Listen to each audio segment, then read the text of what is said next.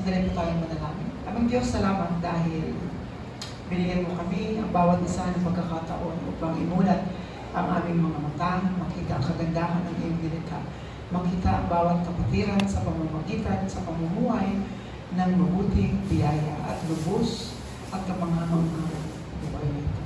Tunay sa pamamagitan ng mensahe sa araw na ito, mabuksan pa po ng Panginoon ang aming espiritual na paningin at makita namin ang pangangailangan namin kay Kristo araw-araw at sa pamamagitan nito, maipahayag namin na tanging sa Jesus ang Kristo. Pagpalain ang bawat isa na narito, gayon din sa mga kapatiran na wala sa lugar na ito, ingatan sila ng iyong pag-ibig at patuloy na bigyan sila ng kapahingahan at kapayapaan sa kanilang puso at isipan.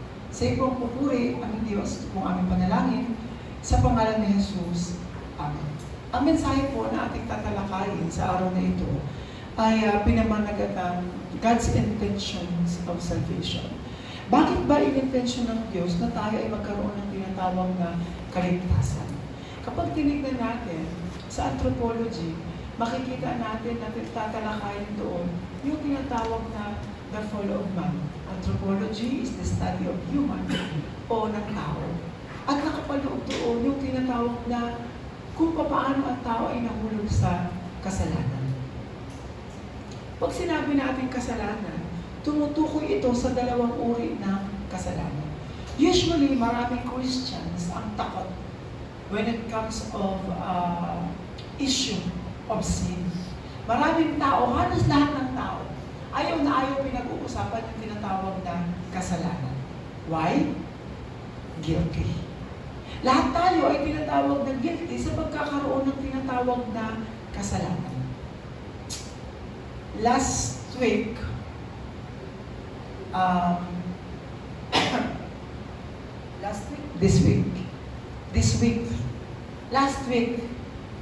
week, nagsisearch ako because I'm praying na bumalik sa pag-aaral kahit na online. Pero hindi siguro inaalaw ng Diyos. Nakakita ako ng isang site, isang seminary located in Baguio. Kaso, ang mangyayari doon, pag nag-aaral ka at nag-enroll, you have to stay there. Doon ka magdodor. Parang seminary din. Seminary siya. Pero you have to stay there hanggang matapos mo yung degree o yung course na kinukuha mo. Then, searching, meron tayong isang parents ng school dati. Nag-aaral siya sa Bible school. Then, nagtanong ako, sabi ko, Mami, pwede po ganito, ganyan, nag-inquire ako sa ganitong school, ganyan. Sabi niya, Pastor, subukan niyo pong dumalaw, pero alam ko tapos na po ang registration kasi nag-start na po yung klase. Then, this week, after ng class sa Abundan, dumiretso ako doon sa school and nag-inquire ako. Then, sabi nila, ano po ba yung ini-enroll ninyo? Gusto ko po sanang magpa-check ng credential. Tapos kung ano po yung isasuggest ninyo. Nung nakita nila yung credential, ano po ba yung pinag-pray nyo? Gusto ko po kasi kumuha pa ng units for masteral. Tapos nung chinek nila yung papers, pastors, pwede na po kayong mag-doctorate sa credentials po ninyo. I-enroll na lang po ninyo yung doctorate kaysa po yung kung magmamasteral po kayo, natapos nyo na po yung divinity, another masteral na lang. Pero kung i-continue ninyo from theology, may masteral na po kayo ng divinity, i-doctorate na po natin. Okay, sabi kong ganun. Hindi pa po ba ako late? Actually, late na po kayo. Pero siguro, biyaya ng Diyos na makapasok po kayo today. And thank God, nakapag-enroll ako. Ang klase is every Thursday lang. Every Thursday, dahil 21 minutes lang naman ang kailangan para mabuo yung doctorate. Mula 10 ng umaga hanggang 12 lang ang klase. Wow, sabi ko, parang okay. So, kinontinue ko na. Pagkatapos kong register, pinaupo na kaagad ako sa table. Mag-start na po kayo ng class. At pinag-usapan doon, ang title na ang lesson nila is about Hamartiology. Hamartiology or Hamartiology is the study of sin. Siyempre, nag-explain yung professor hanggang sa sumasagot-sagot na yung mga classmate. Medyo awkward kasi matatanda na sila. As in, senior na yung, may senior, meron talagang, may mga edad na yung mga classmate ko na kumuha ng doctorate. Then, they are trying talaga to explain. Pero habang ina-explain nila yung patungkol sa sin, they miss one, spiritual sin. They can explain physical sin, ano yung pwedeng mangyari when you commit physical sin. But one thing hindi nila nakita, yung tinatawag na spiritual sin. Kaya again, every day, kailangan mong ipanalangin yung physical sin sa Diyos. Ihingi ng tawad. There is no wrong in asking forgiveness. Pero, kung hindi natin totoong malalaman kung ano ang kasalanan na kinaiinisan ng Diyos at kinaayawan ng Diyos, yung ating pananampalataya is magiging mababaw. Yung pananampalataya natin ay para lamang elementary type of faith. Naiisipin natin, gusto ko galit sa akin ng Diyos kasi nabasag ko ito. Naku, galit sa akin ng Diyos kasi yung sinain ko, naiwanan ko at nasunog. Kaya nung nabigyan ako ng pagkakataon, for you, Pastor Joe, ano ba yung pananaw mo when it comes to sin? Siyempre, sa ating paniniwala, ayon sa Biblia, meron dalawang uri ng tinatawag na kasalanan. Una dyan, ang spiritual na kasalanan. Pangalawa ay ang physical na kasalanan. Tama. Kailangan natin humingi ng tawad sa kasalanan ito, pero ang kasalanan inihihingi ng tawad sa Diyos ay ang spiritual na kasalanan. Bakit? Dahil ang kasalanan ito ay umuuwi sa tinatawag na kamatayan. That's why again, sabi sa Romans chapter 6 verse 23, ang kabayaran ng kasalanan ay kamatayan. Anong kasalanan ang tinutukoy ito? Sapagkat kamatayan ang kabayaran ng kasalanan.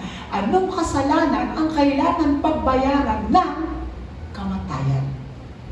Is it physical sin? At ang kamatayang tinutukoy ito, hindi ito physical death. Kaya nga ipinasok na dyan ang buhay na walang hanggan.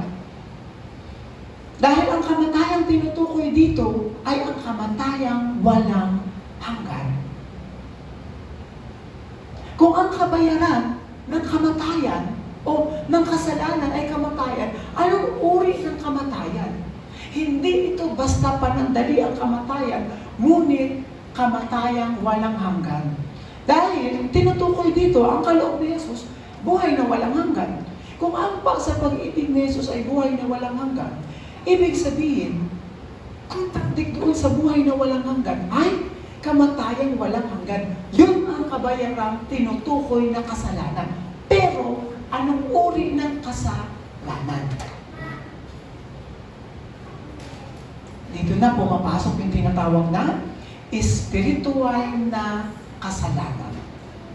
Nang ang tao ay nahiwalay sa Diyos, nang ang tao ay naging anak ng dyablo, ito na ang naging buhay nila, ang hindi maniwala kay Jesus.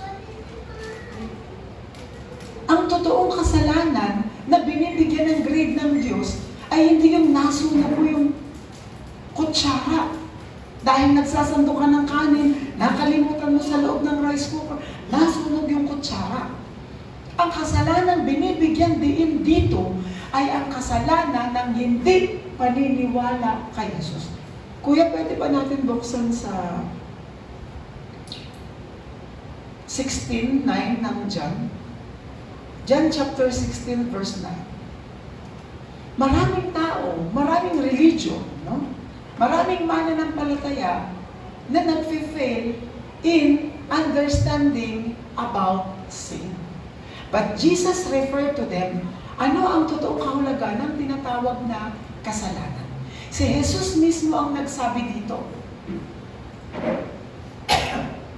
Aklat ng mga Juan, 16 verse 9, sabi ni Jesus, patutunayan niya ang tungkol sa kanilang kasalanan. Ano ba ang kasalanan nila? Ano ang sinasabi ni Jesus? Na patutunayan ko ang patungkol sa inyong kasalanan.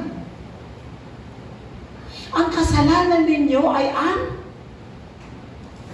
hindi paniniwala sa akin. Kasi akala ng mga tao that time, naku, hindi ko na naman nasunod yung 10 Commandments. I commit mistake. Naku, ang daming inutos. From 613, mga kautusan. Dinagdagan pa ng iba't ibang uri ng mga kaugalian ng relihiyong Hudyo. Hindi na namin alam. Bawal kaming magbuhat. Sa araw ng pananambahan, bawal kaming umabsent. Kaya that time, sinabi nila si Jesus na ikaw ay makasalanan. Bakit? Dahil sa araw ng Sabat, sa araw ng pamamahinga, bakit ka nagpagaling? Merong Monday, merong Sunday. Sunday to Friday, meron ng mga araw ng pananambahan kasi ang Sabbath day before is Saturday. Bakit nagpagaling ka sa araw ng Saturday? Hello? No. Iniisip ninyong kasalanan ang mga bagay, pero hindi ninyo totoong alam ang kasalanan. Kaya patutunayan ko na ang kasalanan ninyo ang hindi paniniwala sa akin. Ano ang dapat paniwalaan kay Jesus? Na ako ang Diyos ng Sabat. Kaya maraming Christian talagang nagtatravel eh. Merong work ng Sunday, absent sa work kasi mag-worship ako, mananambahan ako. Hindi yun ang nais ng Diyos. In the first place, nag-pray ka na magkaroon ng trabaho. Nung binig ka ng Diyos ng trabaho, absent mo. Day for God, you can worship also on Monday, Tuesday, Wednesday, Thursday, Friday, and Saturday. Why? Because Jesus is the God of Sabbath. When you truly believe in Jesus, you can worship Monday, Tuesday, Wednesday, Fridays, and Saturday. Hindi lamang Sunday. Pero binibigyan ng diin nila sa araw ng Sabat, bawal ang magbuhat, bawal magpakain ng mga hayop. Pero sinabi ni Jesus, I am the King of Sabat. And my gift is for you to have rest.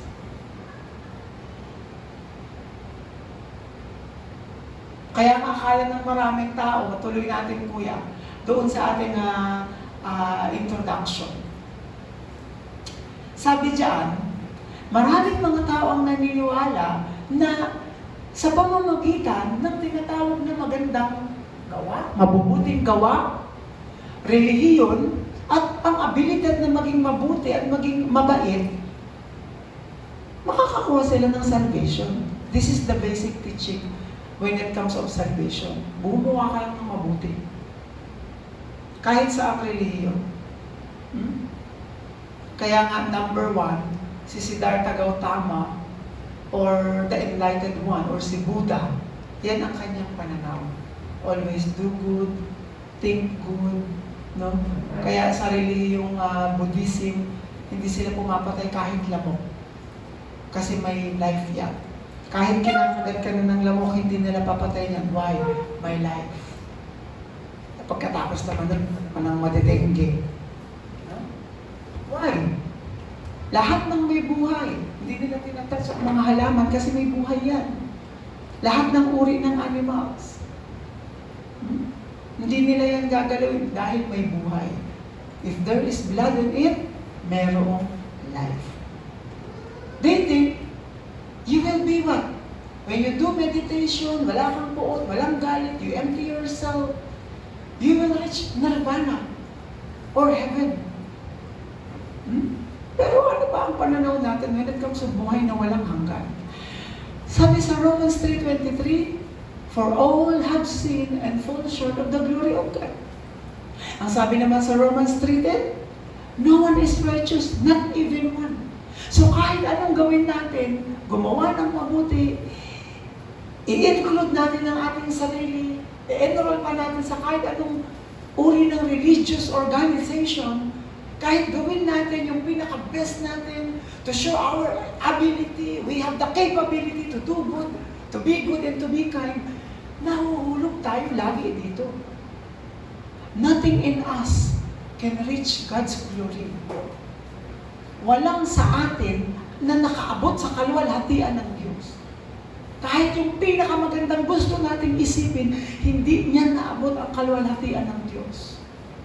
But, no one can escape this punishment of death. But God is the God of covenant. Ang Diyos ay Diyos ng tipanan. Tipan.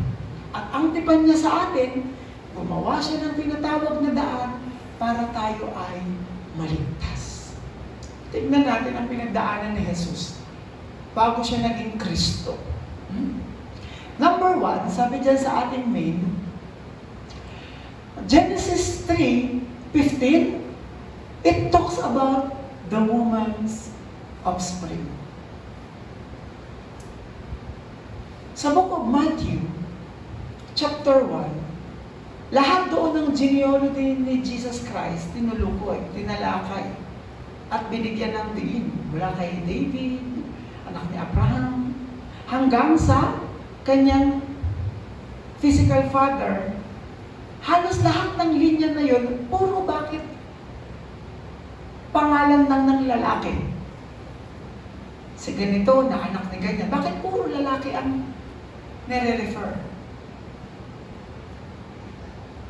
Dahil hindi counted ang mga babae, lalong-lalo na sa relihiyong Hudyo.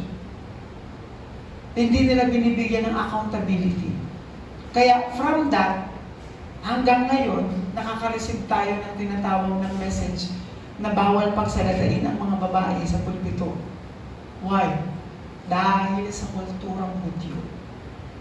Dahil sa pinangunahan ng mga Roman Catholics. The Roman Catholicism. Kaya halos lahat sa Biblia, kahit doon, nung panahon na pinakain ni Jesus Christ, ang 5,000 tao, puro lalaki lang yun at mga batang lalaki. Hindi counted ang mga kababaihan. Why?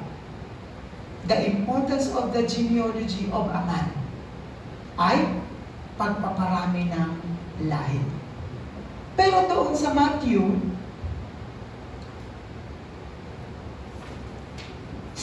chapter 1, verse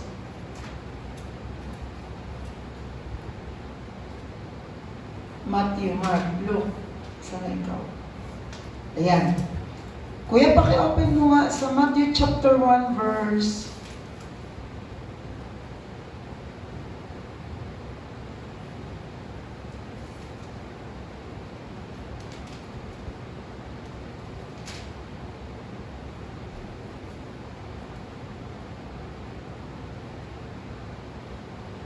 16.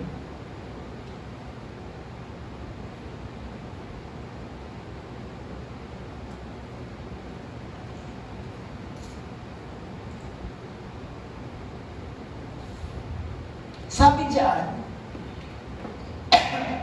Matthew chapter 1, verse 16. Dito ipinapakita, ito na yung last part ng genealogy ni Jesus. Mula dito, tinatalakay, pagkatapos na sila ay maging bihag ng Babylonia, hanggang sa ipinanganak sa Jesus, ang mga ninuno niya ay sino? Jeconias, Salatiel, Zerubbabel, Abuid, Eliakim, Azor, hanggang dito. Ay, dito ka pala Kuya Gabriel, si Nathan. Hanggang dito kay Jose, puro lalaki. Pero bakit isinama dito si Maria? This is the genealogy of Jesus. Mula sa ninuno hanggang sa mga nagdaan na stream, bakit nasama si Maria sa kasama sa genealogy? Again, kasi si Jesus hindi galing sa binhi ng lalaki. Kaya napasama si Maria dahil si Kristo ang tinutukoy sa Genesis 3:15 na woman's offspring. Ang hirap ng pinagdaanan ni Jesus. Sa genealogy niya, mula doon, mula kay Abraham, mula kay David, puro lalaki ang tinutukoy. Kasi halos lahat sila ay binhi ng lalaki. Pero bakit isinama dito si Maria? Dahil mayroong tinatawag na special na ginawa ang Diyos sa pamamagitan ng binhi ng babae na wasak ang tinatawag na mind-setting ng tao. Kaya akala pa rin ng mga tao that time na si Jesus ay anak ni Jose. Pero ang tagapagligtas na wawasak sa ulo ni Satanas ay hindi magkagaling sa binhi ng lalaki, kundi sa binhi ng babae. At yun ay si Kristo sa pamamagitan ng binhi ng babae. Next natin, kuya. Balik tayo doon. Sabi diyan, the Savior must become from woman's offspring. Sino yan? Si Jesus. Pangalawa, paano gumawa ang Diyos na ipinakita at pinakita ang pagliligtas ni Jesus? Genesis 6:14, the Noah's Ark. Paano pinakita ng Diyos dito yung kanyang pagliligtas? Paano ipinakita yung totoong pagliligtas? Sa Old Testament, sa book ng Genesis, inutusan ng Diyos si Noah na gumawa ng arka. Bakit? Dahil gugunawin niya ang mundo sa pamamagitan ng paglulunod ng tubig. But God said to Noah to build an ark made by wood.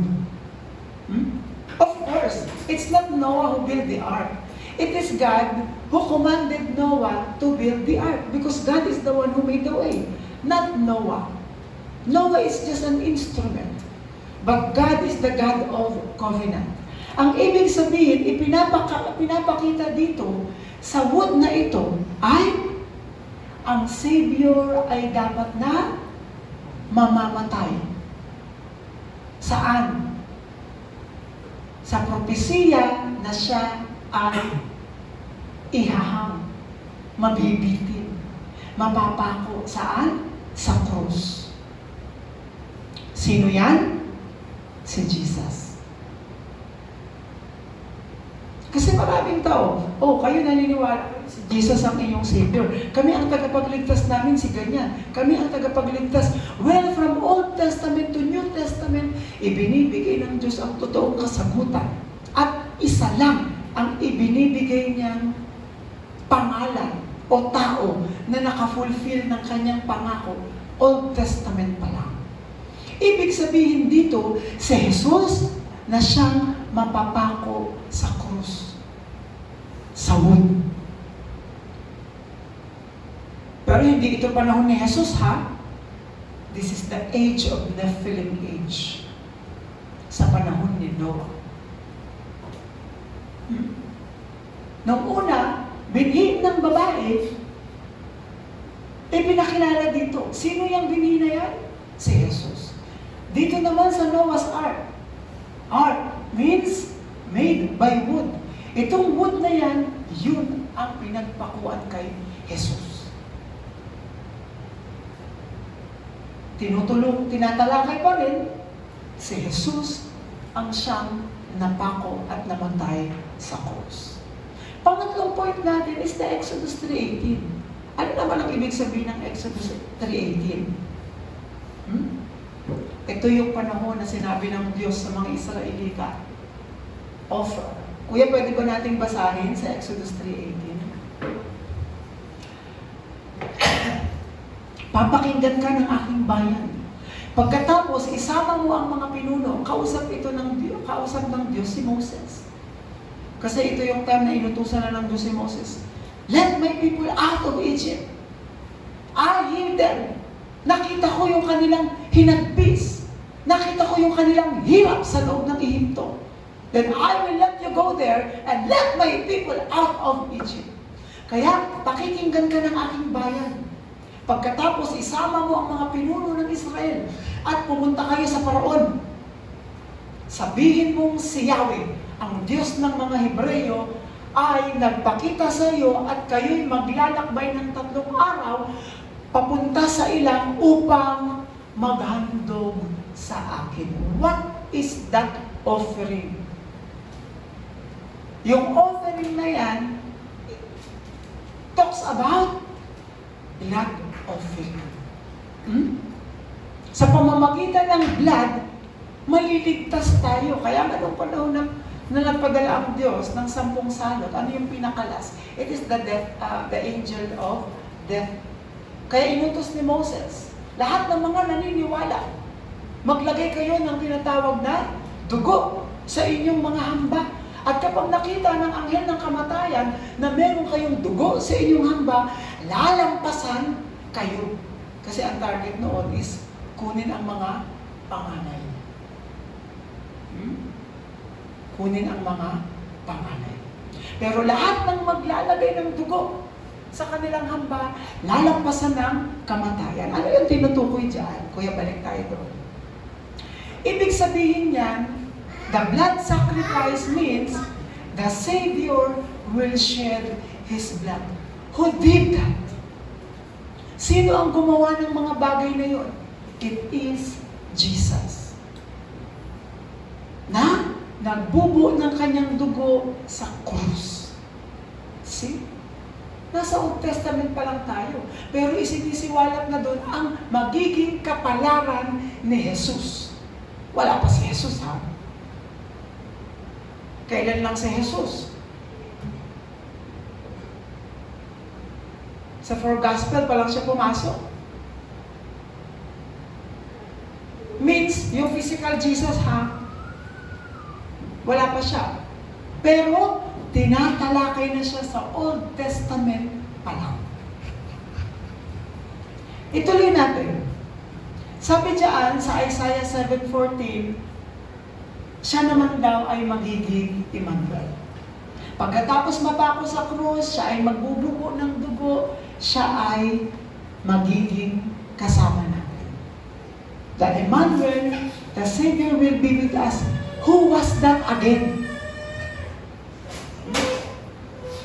Sino siya? Siya pa rin ay si Jesus. Tignan natin yung pagkilos ng Diyos. Yung paggawa ng Diyos. From Old Testament, binigyan niya na ng kaliwanagan ang lahat. So that hindi na tayo magkaroon ng tinatawag na alinlangan. Kasi maraming nag-aalinlangan kay Jesus, even up to this time. Kaya na imbis na maniwala kay Jesus, sasamba pa sa Diyos-Diyosan. Imbis na manalangin at maniwala kay Jesus, aakyat pa ng bundok, tatawagin kung sino-sino pang santo. Kaya nga sabi ni Juan, nung inutusan niya ang kanyang mga alagad dahil siya ay nakakulong, itanong niyo, Guro, kayo po ba ang sinasabing paparito at magliligtas sa amin o maghihintay pa kami ng iba? What is Jesus' reply to John's disciple? Mapalad ang mga taong hindi nag-aalinlangan sa akin. That's why it is a great testimony na hindi tayo nag-aalinlangan kay Jesus. Even up to this time. Pang-ilan na tayo, kuya? Pang-5. No? Siya daw ay magiging Emmanuel. Kaya dito, pinangalanan na siya sa Book of Matthew, chapter 1, verse 21. Kuya, pwede ba natin basahin? Sabi diyan, sa Matthew 1:21, magsisilang siya ng isang batang lalaki at Jesus ang ipapangalan mo sa sanggol. Why? Bakit Jesus? Pwede namang Christopher. Kasi siya ang Christ. It sounds like Christopher Christ. Di ba? O pwede namang Chris na lang. Bakit Jesus? Dahil ang kahulugan ng salitang Jesus, tagapagligtas.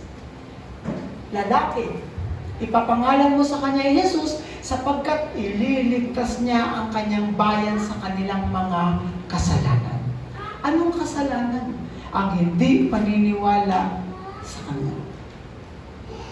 Kaya nga, bakit si Jesus ang tagapagligtas? Kasi siya ang katotohanan at ang buhay. Kaya pag hindi natin pinaniwalaan si Jesus, hindi na rin natin pinaniwalaan ang katotohanan ng buhay. Lalong-lalo na, wala tayong daan na makikita.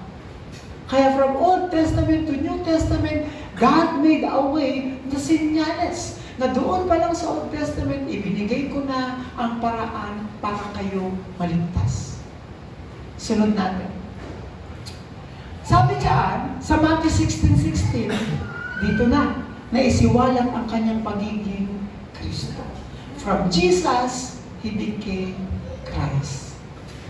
Jesus is the Christ.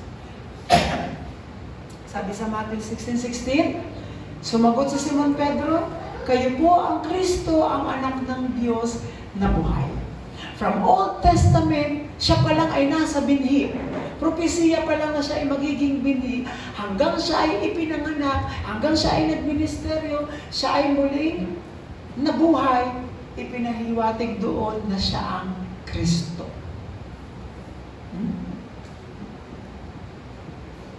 Anong sunod dyan, kuya?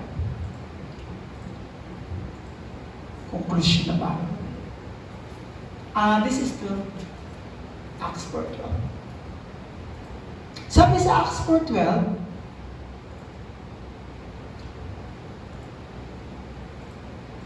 keep God's intention of salvation. Sabi sa Acts 4:12, salvation is found in no one else. In no one else. For there is no other name under heaven given to men by which we must be saved. Sa Tagalog, sa kanino man ay walang kaligtasan. Dahil, isa lang ang pangalang ibinigay sa silong ng langit na sukat natin ikaligtas. Anong pangalan niyan? Pangalan ni Jesus. That's why every day we confess that Jesus is the Christ. We are enjoying God's life. Eternal life. Kaya, yun yung reason kung bakit ipinapahayag natin na maniwala kay Jesus. Believe in Jesus. Because there is no other name by which we must be saved but the name of Jesus. Tanging pangalan lang ni Jesus. Kaya, another name